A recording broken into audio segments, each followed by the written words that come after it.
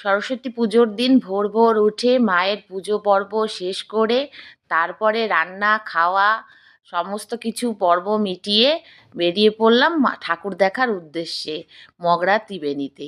আর এখানে আমরা প্রত্যেক বছরই যাই, কেননা এখানেই খুব বড় বড় পুজো হয় এবং প্যান্ডেল বলো প্রতিমা বলো সব কিছুই একাধারে অতুলনীয়। আর এখানে এইবার একটু যেতে দেরি হয়ে গেছিলো, প্রায় বিকেল হয়ে গেছিলো আমাদের। তাই এবার আমাদের আর একটা জিনিস পাওনা হয়েছে, যে লাইটিংগুলো আমরা দেখতে পেরেছি। প্যান্ডেল প্রতিমার সাথে লাইটিংগুলোও খুব ভালো হয়েছিল এবছরের। আর দেখতে পেরে মনটা আরও বেশি ভালো লাগলো। আর এই ঠাকুরটি দেখো কত বড় সরস্বতী, আর দেখতেও মুখখানাও খুব সুন্দর মায়ের। আর এইভাবে এক এক করে সব প্যান্ডেল দেখলাম, কিন্তু বাড়ির থেকে খাওয়া দাওয়া করে যাওয়ার জন্য আমাদের আর সেরকম কিছু পেটে জায়গা ছিল না, তাই আমরা কোনো আর খাওয়া দাওয়া করতে পারিনি। তবে হ্যাঁ, কোনো ঠাকুর বা প্যান্ডেল কিছুই ছাড়িনি, সব কটাই প্রায় দেখেছি আমরা। আর এখানে যেহেতু প্রত্যেকবার যাই সেহেতু আমাদের সব জায়গাগুলোই চেনা, যে কোথায় কোথায় পুজোগুলো হয়।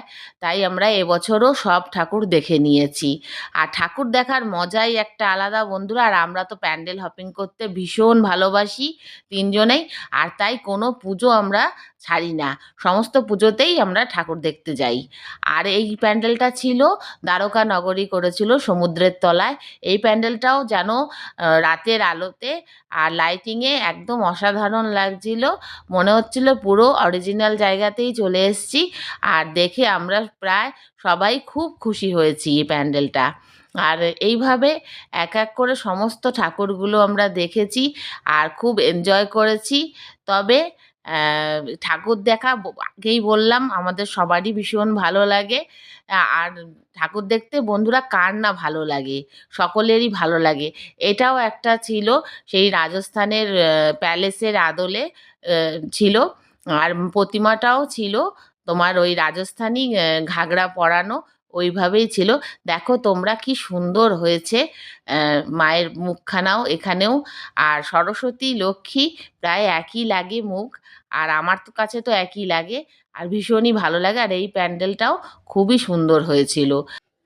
যেহেতু সেদিন খুব ঠান্ডা পড়েছিল, তাই এইভাবে ঠাকুর দেখা শেষ করে ঠান্ডায় কাঁপতে কাঁপতে আমরা তিনজনে বাড়ির দিকে প্রায় রওনা দিলাম। আর যেহেতু কিছু খাইনি, তাই আসার সময় কিছু খাবার দাবার কিনে নিয়ে বাড়ি ফিরলাম।